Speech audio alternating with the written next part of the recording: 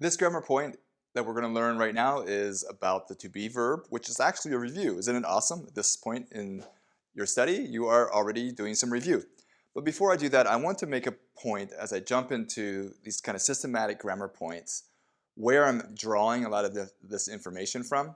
It is the All Set Learning is the name of the website, All Set Learning. I'll put the link in the description below, and I'll put the specific links to the specific grammar points in below each video, so I can make sure I'm letting you know where I got the info. A lot of this information I already know, but I'm freshening up on and actually getting a systematic list of the HSK 1, 2, and 3 grammar points from that website. So I want to throw that out there. Okay, so the to be verb, it connects two nouns. So subject, to be verb, and then it tells you what it is. It is something. So I am a man. So I and man, it's saying that this is that. They are one in a sense. So remember that the shi verb, the to be verb, shi, fourth tone, that verb does not connect a subject with an adjectival predicate. So I am happy in Chinese is just I happy, not I am happy. Okay, so here I'll give you a couple examples and kind of break them down for you. 我是美国人 I am 美国人 我是美国人 America person. This is beautiful country person. Beautiful just happens. It's the it's a sound thing. America May country person. 我是美国人 So the I am this. This one is 你是中国人 middle country person. That's China. 中国人 You are 中国人 There's another example. So 他们是美国人 他们 what does that mean? 他们是美国人 Notice with this third tone here, remember the full third tone dips and then rises, but because it comes before a second tone, it comes before something else, then it's only half pronounced. The first half, it's just low. So it's 美国人 他们是美国人 They are Americans. And then we have 我是很好 I am very good. 我是很好 How does that? No, wrong. That is definitely do not want this 是 here. It's 我很好 If you caught that, good job. I hope you were just about to put a comment in there saying, dude, you screwed up. Okay, so 我很好 I am good. That's how, if someone says, how you doing? You can respond, 我很好 Okay, so that's the to be verb. It's pretty straightforward. And as we'll see in the next point, sure, because it's a state, it's describing a state, it's a to be, it is always negated by this character. I already mentioned it before. It's fourth tone in most cases, but when it comes before a fourth tone, precedes a fourth tone, it is then changes to a second tone. So it looks like when you say am not, 我不是中国人 I am not Chinese. I 不是中国人 I am not Chinese. Then it becomes second tone, and it looks like this in Pinyin. 不是 am not.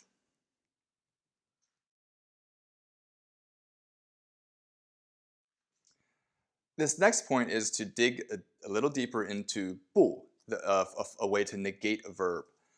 And actually in Chinese there are two ways to negate verbs, and these next 2 points we'll be talking about the difference between them and how to use them. So 不 is definitely the most common. It is used to negate most verbs and adjectives. Any current actions, any future actions, habitual actions that happen commonly, like for example, I don't eat pork. That would be like a thing I don't do every day, so that's a habitual action. Any states of being, if it's a habitual action or a state of being, it doesn't matter if it's past, present, or future, or when it happened, it's always 不. So 不 is definitely the most common, and it's the one that you're going to default to and is used the most. Also, as I just mentioned, the bu will change from fourth tone to second tone, and actually in all of my examples this is true here, but it is normally bu, fourth tone, but it changes to bu, second tone, when it comes oh, I didn't write it right there. Okay, so here are some examples of negation. This is 我不去, that I not go. I'm not going. That would be a way to say I'm not going. I'm not going to go. 我不去. You'll notice here, I just want a little pronunciation reminder. 不去. Even though they're both written U here, they have a different pronunciation because this is the normal U, 不去, 无语, different, right? 无语. And this chu is pronounced that way because it really is this sound, U with an umlaut, but the umlaut isn't written there because after a Y, X, J, or Q, that a U drops the umlaut because it can only be the umlaut U. It can't be the other one. Those letters are only followed by that sound. They're never followed by this sound. Therefore, the Pinyin rules say drop it because it would be like unnecessary to say. It's a little confusing, but I want to point that out. Okay, 我不是美国人. I not is. I not is. That's, Chinglish, right? I not is 美国人, American. That's this beautiful country person. 我不要. I no want. So that'd be a way if someone offers you something, like someone's trying to sell you something on the street, they want to, putting some cherries in front of you, like buy these. You can say 我不要. So that's how you negate most verbs.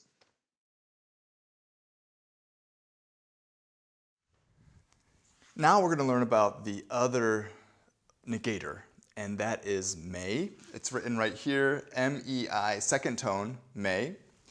And it essentially always negates this verb you, which means to have, or to exist sometimes. We'll go into that in the future. But so it can either be said in a sentence as may by itself or méiyǒu.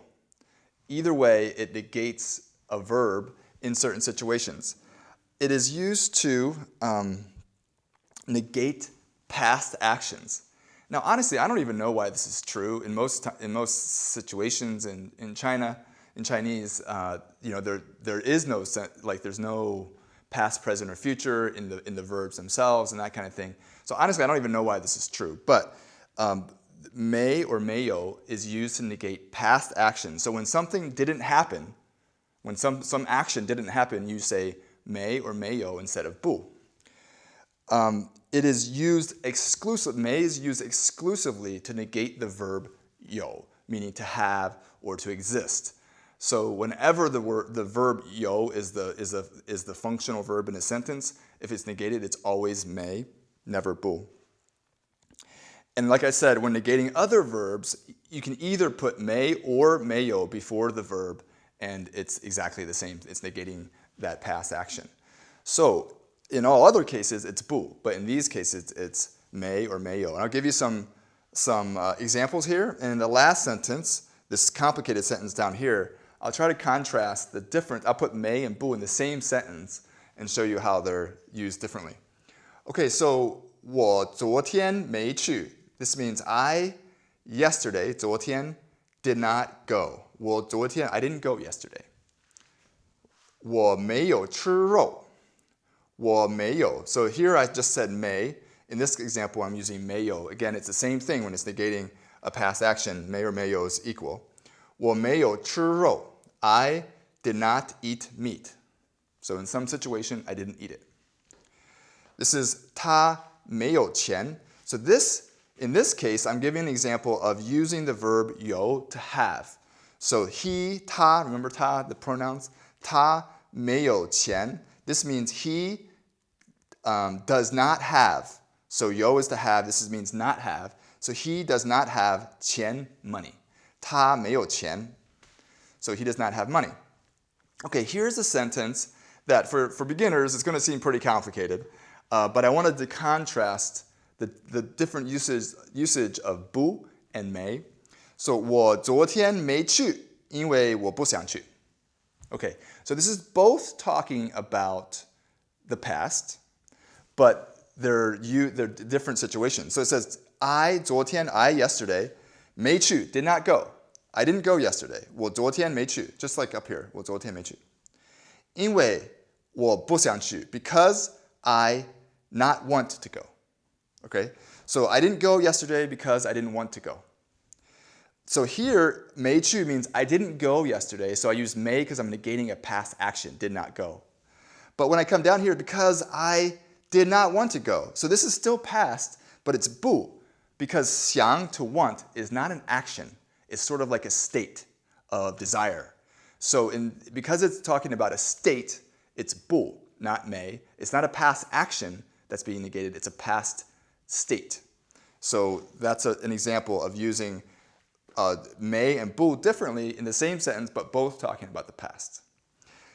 I hope that makes sense. So I'm going to put your exercises in the description below. I just wanted to make a point. For those of you who are beginners, as I'm asking you to write sentences using these new ideas, it's totally okay if you actually just steal some of my examples because you don't have enough vocab to work with. If you do, then use your own. But it's okay if you just use some of my examples if you understand what you're writing. There's no point in just kind of rotely writing, copying something I wrote if you don't understand the concept and you don't understand the words that you're writing. So feel free to totally use what you see me using as long as it makes sense to you and you're actually comprehending what's going on. You're doing great. Keep it up.